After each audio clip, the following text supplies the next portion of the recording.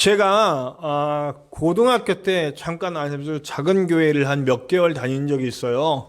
그때 제가 이제 좀 방황하던 시기라 하나님의 그 길을 가야 되는가, 목회자의 길을 가야 되는가 아닌가, 그러니까 인생에 굉장히 중요한 결정을 해야 되던 시기에 굉장히 방황이 와서 제가 다니던 아주 조그만 교회, 장로 교회였어요.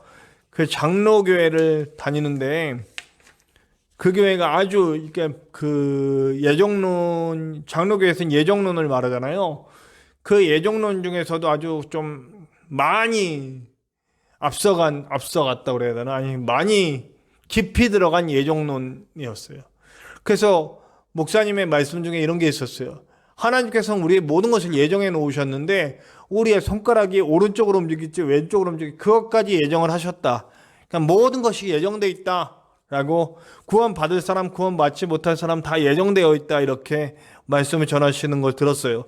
제가 그때 굉장히 뭐라 그럴까, 굉장히 신실하신 목사님인데 제가 그 말씀을 도저히 받아들일 수가 없더라고요. 그러면서 제가 이제 신학교를 갔고 말씀을 공부하고 연구하고 그리고 많은 이들과 나누고 난 다음에, 저는 제가 오늘 말씀이 쭉 예정론이거든요. 오늘 9장의 말씀이 이스라엘의 예정에 놓으시고, 또 하나님이 우리가 아무리 칠지라도 하나님의 그 작정하신 것을 우리가 어떻게 할 수는 없다. 뭐 그러면서 뭐 누구는 택하고 누구는 안 택하고 뭐 이런 얘기들 나오고요. 그 예정에 대한 얘기거든요.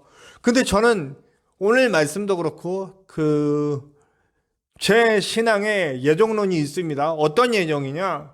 하나님이 결정하신 예정이 있다라고, 그런 믿음으로 바뀌게 되었습니다. 지금 저의 믿음은 그분들이 뭐 손가락 하나까지 예정하셨다라고 하는 것이 제가 100% 틀리다라고 얘기할 수는 없지만 제가 바라보는 성경의 관점과는 좀 다르다라는 생각을 갖고 있습니다. 저는 어떤 생각이냐면, 하나님의 선택은 하나님의 정하심이다. 이게 좀 말이 어려울 수도 있습니다. 말이 어려울 수도 있는데 제가 이 얘기가 뭔지 좀 풀어가도록 하겠습니다. 먼저 무슨 얘기가 나오냐면 아주 깊이 들어간 예정론 속에서 주장하시는 분들이 이 말을, 이스마엘과 에서에 대한 얘기가 나와요. 택하지 않았다라고 하는. 예. 같은 한 배에서 나왔는데 누구는 하나님의 길을 가고 뭐 나기 전서부터 결정되었고 뭐 이런 얘기들을 합니다. 그런데 저는 생각을 합니다. 이스마엘도 에서도 어차피 아버지가 같아요. 근데 어떤 사람은 택함을 받고 어떤 사람은 택하지 받지 못했다. 이스라엘이 항상 자기네들에 대해서 얘기할 때에 그 혈통을 중요하게 여깁니다. 그래서 사마리아 사람들에 대해서 취급 안 하는 이유는 뭐냐면 그들이 피가 섞였다는 거거든요. 네. 우리 바벨론의 정책적인 어떤 이주 정책과 어떤 민족 혼합주의, 그래서 어떤 하나의 바벨론을 만들려고 했던 그 정책 가운데서 북쪽에 있는 북쪽 지파들이 이제 피가 합해지는 그런 사건들이 있어서 사마리아 사람들이 그래서 되는 거거든요. 그렇기 때문에 피가 합해졌다라고 하는 것 때문에 그들은 버려졌다라고 얘기하면, 피가 합해진 것 때문에. 근데 좀 입장을 바꿔놓고서 좀 더 진중하게 해석을 해봅시다. 자, 이스마엘이 피를 섞은 것도 아니고 에서가 피를 섞은 것도 아니고 다 아브라함 그리고 이삭의 자녀예요. 그렇죠? 그 피에서 나왔어요.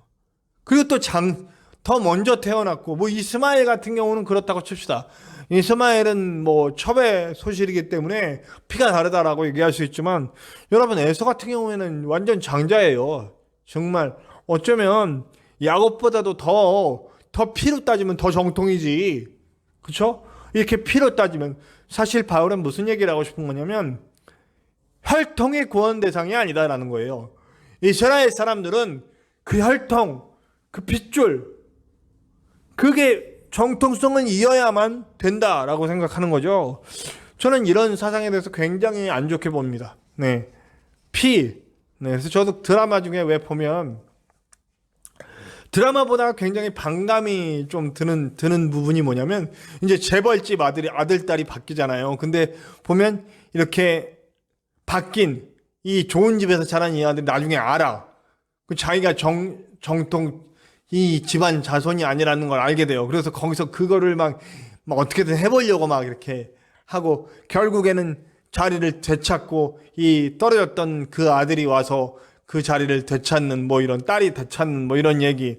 아니면 또 그 아주 어렵게 자라서 이렇게 자란 아들이 이렇게 어떤 출세를 위해서 이렇게 나갈 때 아주 안 좋은 방법으로 이렇게 해서 악당으로 만들어버리는 그런 드라마들, 묘하게 핏줄에 대해서 굉장히 연연하는 드라마의 모습을, 저는 그게 별로더라고요. 네. 제가 좋은 집안에서, 사실 저도 좋은 집안에서 태어났습니다. 제 조상이 우리 정약전, 제가 거기 직계 자손이에요. 그럼 저도 굉장히 양반 집안, 좋은 집안에서 태어났죠. 그런데도 그렇게, 저도 뭐 그게 자부심이 없는 건 아니지만, 그 혈통에 대해서 굉장히 집착하는 것에 대해서는 굉장히 안 좋게, 별로 그렇게 건강한 생각은 아니다라고 생각을 합니다. 근데 이스라엘 사람들이 그랬다는 거죠. 자기네들의 혈통 속에, 선택받은 혈통에 남아있다. 그러나 하나님의 구원은 혈통에 있지 않다, 이겁니다. 혈통에 있지 않아요. 이스라엘을 선택한 것은 온 세상 구원을 위한 하나님의 계획 속에서 이루어진 것이다 라는 거죠. 이건 어떤 분이 그렇게 얘기하더라고요. 이스라엘을 들어 사용하셔서 예수가 그 안에서 나시고, 그것이 온 인류의 구원 계획을 이루는 계기가 된 것은 마치 사울이 다윗을 세우는 데 쓰임 받는 것과 비슷하다. 예. 뭐 정확하게 맞아떨어지는, 저는 그게 받아들여지더라고요. 사울은 사실은 버림받았잖아요. 근데 사울은 버림받았는데, 사울을 통해서 사실은 다윗이 부름받았어요. 다윗이 왕으로 세워지는 과정에 그 왕궁에 들어가고, 왕궁에서 호위대장과 또 악사를 맡으면서, 궁중악사를 맡으면서, 그리고 많은 사람들의 호응을 얻고, 뭐 이런 여러 가지 과정. 사실 사울이 세워주지 않았으면 다윗이 못 썼을 수도 있거든요. 근데 사실 사울은 그런 과정에서 버림받았어요. 그렇지만 사울은 사용된 거죠. 다윗이 쓰임받고 세워지는데 사용된 거예요. 자, 구원은 여러분, 오늘 27절을 보면 구원은 남은 자들에게 있다라고 얘기를 합니다. 이 성경 속에 있는 남은 자의 사상, 끝까지 믿음을 지키고 끝까지 하나님의 뜻을 따르려고 하는 그 사람들, 세상의 풍조가 우리를 유혹하고 여러 가지 것들이 우리를 하나님인 것 아닌 것을 섬기도록 인도해 간다 할지라도 끝까지 하나님을 붙잡는 그 사람들이 구원을 받는다라고 얘기합니다. 그러면 또 여기서 뭐가 나오냐면, 그러면 우리의 노력이 필요한 것이냐, 우리의 노력이 있어야만 구원 받느냐, 이런 얘기를 할 수 있잖아요. 네. 여러분, 16절에 보면 아무리 다름질 하여도 그 다름질은 결국 헛되다, 이런 얘기를 합니다. 그러니까 내가 끝까지 믿음을 지키고 남으려고 하는 것이 내 노력이냐? 라고 얘기하는 거죠. 그 노력이 결국 그 노력으로 구원받을 수는 없다라고 하는 겁니다. 하나님이 구원의 문을 열어놓지 않으면 구원의 문으로 들어갈 사람이 한 사람도 없다라는 거예요. 우리 쪽에서는 아무 권한이 없고, 그 문을 열고 들어갈 만한, 하나님을 만날 만한 그 어떤 요소도 우리 안에는 있지 않다는 거예요. 아무리 다름질하고 그 문을 열려고, 그 구원의 문을 열려고 아무리 했어도 우리가 할 수 있는 건 없다라고 하는 거죠. 저는 여기서 모세를 얘기하고 있더라고요. 모세에게 이런 말씀을 해주셨다라고 하는. 그래서 저는 바로가 생각이 났어요. 자, 바로가 아무리 노력을 해도 그 큰 힘을 가지고 그 당시에 최고의 권력이에요. 최고의 군사력이에요.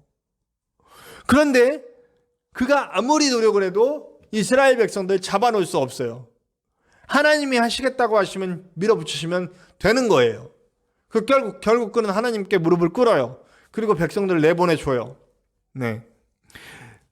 강팍하게 하셨다라고 하는 말이요, 사실은요 이렇게 해석될 수가 있습니다. 내버려 두셨다는 거예요. 그 강팍해진 마음을 고치려고 바꾸려고 하지 않으시고 선택할 수 있도록 내어주셨다. 그냥 내버려 두셨어요. 사실 우리도요, 우리가 로봇으로 만들지 않으셨거든요. 하나밖에 선택할 수 없게. 그래서 하나님은 굉장히 우리는 인격적으로 대하. 그리고 우리가 하나님을 인격적으로 만났다라고 하는 말은 하나님의 사랑을 느끼고 알고 그러면서 그 계속된 하나님의 증거 속에서 내가 동의해 버리는 거예요. 하나님은 계속해서 우리에게 구원의 문을 열어주시고 우리가 그 길을 들어갈 수 있도록 계속 말씀하시는 거죠. 그 말씀 속에서 내가 동의하는 거예요. 그리고 받아들이고 성령의 인도하심을 따라가고 그리고 지성소 안으로 들어가서 하나님을 만나는 거죠. 저는요 사실은요 바로를 버린 것도 아니었어요. 가만히 생각을 해보세요. 그 10가지 재앙이 내려오는 동안 바로가 사실 내가 도저히 이길 수 없구나. 이 이스라엘의 하나님을 내가 도저히 이길 수가 없구나. 이스라엘의 하나님이시라는 분은 분명히 있구나. 이거 느끼지 않았겠어요? 한 번도 아니고 두 번도 아니고 10번이나 이 많은 일들을 보여주셨잖아요. 그럼 바로는 무릎 꿇어야죠. 더군다나 그에게는 전승이 있어요. 전승이 뭐냐면 말에서 선대서부터 내려오는 하나님의 일하심에 대한 그런 이야기들을 들었단 말이에요.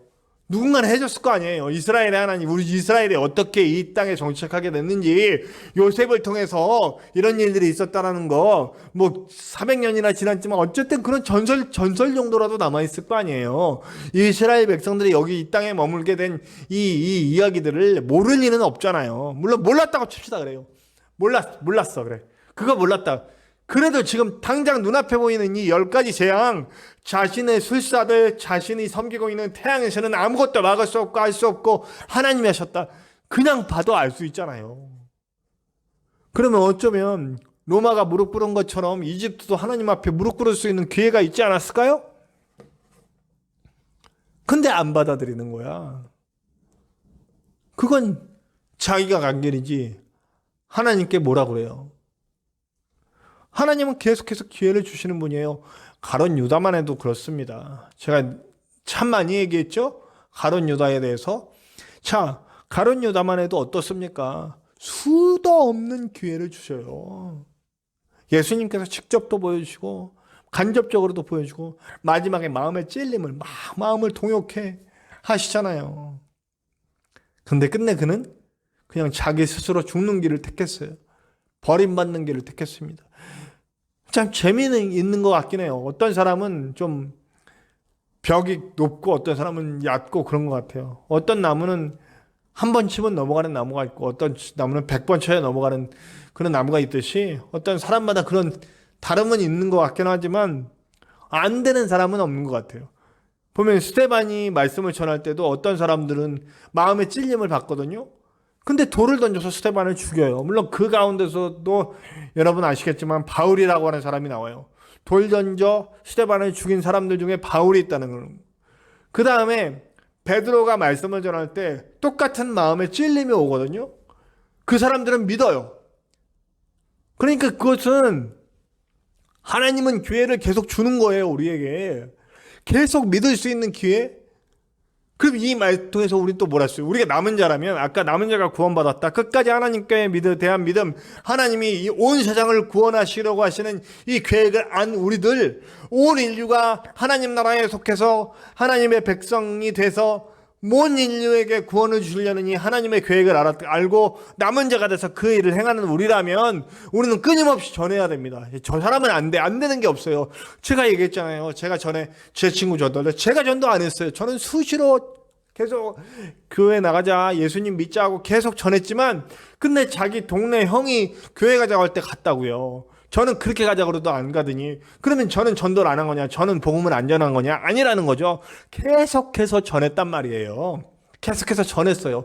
그런데 제가 전한 부분만큼 그 친구를 변화시켰단 말이에요. 마지막에 그 형이 데리고 갔지만 눈에 보이는 건 그 형이 전도한 것 같지만 사실 저도 전도한 거잖아요. 저도 수시로 이렇게 많은 분들 우리 아버님이 우리 장인어른께서 예수님을 믿는 과정에서도 저와 가족들이 수시로 그 말씀을 전할 때 말년에 예수님을 영접하시는 역사가 있었거든요. 안 되는 사람이 정말 안 될 것 같았거든요. 끝까지 포기하지 않고 말씀을 전하는 일은 정말 필요하다는 거죠.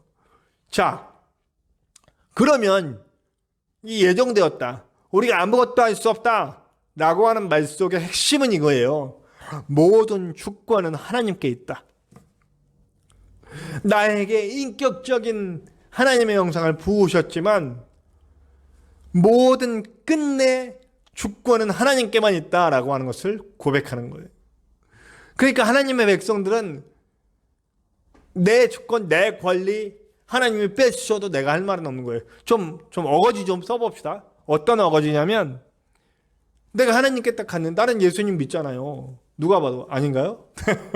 자, 저 예수님 믿어요. 저는 예수님 아니면 못 살아요. 그래서 목사가 됐고 지금 그래서 그 길을 가고 있어요. 근데 하나님께 딱 섰고 어떤 스님이 오셨는데 하나님이 그 자리에서 야, 나 오늘 기분 나빠. 그러는 분이 아니에요. 제가 지금 어거지를 쓰는 거예요. 극단적인 예를 드는 거예요. 야, 너 오늘 좀 기분 나빠. 너는 지옥 가. 정종원 목사 넌 지옥 가. 나 오늘 여기 오늘 불교 믿는 스님 구원할래. 그렇게 말씀하셔도 내가 어떤 권리를 내세울 게 없다라는 얘기예요. 근데 여러분 아세요? 하나님은 그렇게 하시는 분이 아니죠. 그렇게 하시는 분 아니에요. 신실하게 끝까지 남은 자가 되어서 하나님을 믿고 하나님을 위해서 산 나를 구원해 주실 거예요. 그게 약속이니까요. 약속을 어기시는 분이 아니니까요. 그러나 하나님이 그 자리에서 마음이 변해서 이렇게 하시겠다고 해도 내가 아무 말 할 수 없다라고 하는 게 이게 하나님의 주권이라는 거죠. 저 잘못 들으시면 안 돼요. 하나님은 그렇게 하시는 분이 아니에요. 그러나 그렇게 하신다 할지라도 내가 아무 말 할 수 없다. 이 고백이 우리 그 사드락과 메삭과 아벳느고 우리 다니엘의 세 친구가 한 고백이잖아요. 그리 아니하실지라도 저와 여러분은 그 주권을 인정하는 사람이 되어야 합니다. 그리고 그 주권을 인정하기 때문에 하나님이 정하신 게 무엇인지를 아는 거죠. 아까 처음에 말씀드리고 하나님의 정하심이 뭐예요? 하나님의 정하심은 예수 그리스도를 통해 온 인류가 다 하나님의 나라에 들어갈 수 있는 길을 열고 그 길로 더 많은 인류를 구원하고자 하는 것이 하나님의 계획이고 하나님의 뜻이에요. 그리고 그것을 억지로 하지는 않으시겠다는 게 하나님의 뜻이에요. 그것이 인격적으로 교제하기 원하는 하나님의 속성이시고요. 선악과다 따먹은 이유도 아담과 하와에게 인격을 주신 거예요. 그들은 죄를 지을 수도 있고 죄를 안 지을 수도 있는 하나님의 속성을 부여받고 그걸 통해서 다스려 가는 거예요. 그걸 끝까지 지키면서 하나님께 순종하고 나가는 사람, 믿음을 지키는 사람들은 구원해 주시겠다고 하는 약속 속에 거는 거고, 그게 싫다고 내 멋대로 내 의지대로 세상 쫓아가는 사람들은 버림을 받는 거라는 거죠. 결국 이 원리가 부딪히는 돌이 되어버렸어요. 시온에 둔 거치는 돌, 부딪히는 돌, 이렇게 표현하고 있죠. 오늘 말씀에 이스라엘 사람들은 결국 하나님의 말씀보다는 자신들의 편견, 또 자신들의 무지, 자신들의 고집이 이 말씀과 부딪혀서 넘어지는 사람이 되었어요. 뭐 이방 사람들도 마찬가지죠. 이방에 많은, 우리나라에도 믿지 않는 많은 분들 많아요. 자기들의 고집, 자기들의 생각, 그리고 물질주의, 성공주의, 이런 것들이 거치는 돌이 돼서 넘어졌어요. 교회 안에도. 우리 지금 교회가 이렇게 욕을 먹고 있는 이유 중에 하나는 뭐냐면, 우리가 진짜 복음, 사실 이 땅에 소망 두고 사는 게 아닌 게 복음이에요. 우리는 하나님이 모든 주권을 가지고 인도하시니 나는 하나님께 드려지는 거예요. 주님 손에 들어 쓰이는 거예요. 물질보다는 하나님, 성공보다는 하나님, 권력보다는 하나님이에요. 큰 교회를 세우는 것보다 나 자신을 성전으로 세워서 하나님께 드리는 것이 하나님의 뜻이에요. 근데 그걸 벗어났잖아요. 그리고 그게 걸리는 돌이 돼서 넘어지는 거죠. 근데 이 걸려 넘어지는 사람들이 자기만 넘어지지 않고 이제는 다른 사람들의 걸림돌이 돼서 다른 사람들 넘어뜨리는 물귀신처럼 됐어. 나만 안 죽는다, 너도 같이 죽자 하고 끌고 내려가는, 그렇게 돼버린 거예요.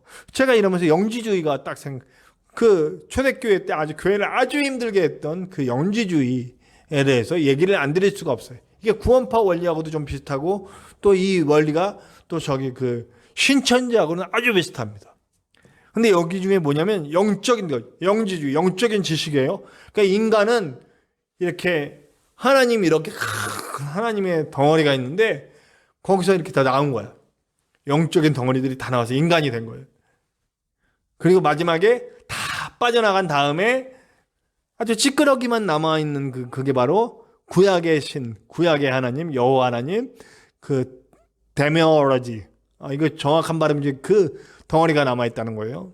그 우리는 다시 그 영적인 것을 찾아 가져야 돼요. 영적인 것을 깨닫고 그걸 알려주신 분이 뭐냐? 바로 예수님. 예수님도 육체는 없어. 그래서 예수님의 육체를 부인해. 예수님의 이렇게 영만, 다시 예수님의 영과 합해져서 이렇게 다시 이제 하나님의 영체로 돌아가는 것. 그것이 바로 영지주의예요. 근데 이 영지주의가 강하게 영적인 걸 추구하다 보니 육체는 썩어질 것, 없어질 것, 아무것도 아닌 것이에요. 버릴 거야. 아주 추잡하고 더러운. 그러니까 단면적으로 뭐냐면 극단적인 경건주의에 빠지는 거예요. 아주 몸을 괴롭혀야 돼. 그러니까 계속 수도를 쌓고 막 이렇게 막 금식도 막 밥 먹듯이 하고 막 고행을 하고 이렇게 해서 자기 그 행동을 통해서 몸을 죽여야 돼. 또 다른 쪽은 뭐냐면 극단적인 쾌락주의. 완전히 쾌락 속에 빠져서 막 먹고 놀고 갖고 치장하고 막 이 몸은 썩어질 거니까 막 마음대로 써도 되는 거야. 자, 보세요. 극단적인 경건주의는 행위주의와 연결됩니다. 그 율법주의하고 연결되고요. 유대인들이 그걸 몰라요. 이렇게 자기들의 행동을 강조하고 그 행동을 통해 구원받고자 하는 것은 결국 영지주의가 연결돼요. 또 한 가지는 뭐예요? 쾌락주의, 물질 숭배, 권력 숭배, 또 성공주의, 이런 것들. 이 땅에서 막 뭔가 막 몸에 쌓으려고 하는 것들. 조금 종류는 다르지만 그런 쪽으로 가는 거예요. 이 두 개 모두 다가 우리가 주의해야 할 바라는 거예요. 결코 따라가서는 안 되는. 하나님의 원하심이 무엇인가를 항상 고민하고 하나님의 원하심에 항상 집중하고 어떤 상황 속에서 일하시는 하나님의 신실하심을 믿으며 변치 않는 약속을 믿으며 상황에 지지 않고 상황을 이겨가며 그 사람으로 인해 하나님의 영광이 드러나고 그리고 그 사람으로 인해 주변에 많은 사람들이 희망을 얻고 용기를 얻고 새 힘을 얻는 일들이 일어나는 것이 바로 복음이라는 거예요. 그게 하나님께 쓰이는 남은 자들이라는 거죠. 하나님의 선택은 바로 이런 겁니다. 제가 오늘 말씀을 하나님의 선택이라고 정했어요. 하나님의 선택이라는 건 바로 이런 길을 이걸 계획하신 거예요. 하나님의 사람을 통해서 세상이 살아나고 하나님의 사람을 통해서 하나님의 영광이 드러나고 하나님이 온 땅, 온 우주의 주인이시라는 걸 알게 되는 일. 그렇기 때문에 우리는 행위주의를 통해 하나님께 갈 수 없고 그 행위주의를 통해 누군가를 정죄하는 일들을 할 때마다 우리는 하나님의 길로부터 벗어나는 것이며 우리가 물질을 쫓고 성공을 쫓고 권력을 쫓고 이런 것들 쫓으면서 하나님을 위해 하는 일이라고 할 때마다 우리는 하나님으로부터 벗어나는 겁니다. 제가 늘 말하지만 그 열매를 보아 그가 하나님의 사람인지 아닌지 알 수 있다. 우리를 통해 하나님의 영광이 드러나는 것을 보게 해야 남은 자입니다. 그것이 하나님의 선택받은 자이고 하나님의 선택 속에 일하는 자입니다. 우리를 통해 많은 사람들이 살아나고 일어나고 희망을 얻고 용기를 얻고 치유를 받고 회복되는 것을 보는 것이 바로 선택된 자의 모습입니다. 그리고 그 선택된 자는 그렇게 끝까지 하나님을 위해 사용받을 것입니다. 부디 저와 여러분 하나님께 선택받은 자인 줄로 믿습니다. 오늘 예배를 드리고 이 말씀을 듣고 있는 저와 여러분은 선택받은 자입니다. 그러면 선택받은 자로서 어떻게 살 것인지 항상 고민해야 하고 그리고 하나님의 뜻이 무엇인지 골똘히 생각하고 항상 고민하며 기도하고 하나님의 뜻을 따라 갈 수 있는 저와 여러분들이 되셔야 합니다. 그렇게 남은 자로서 살면서 남은 자로서 하나님의 영광을 드러낼 수 있는 저와 여러분들 되시기를 간절히 축원합니다.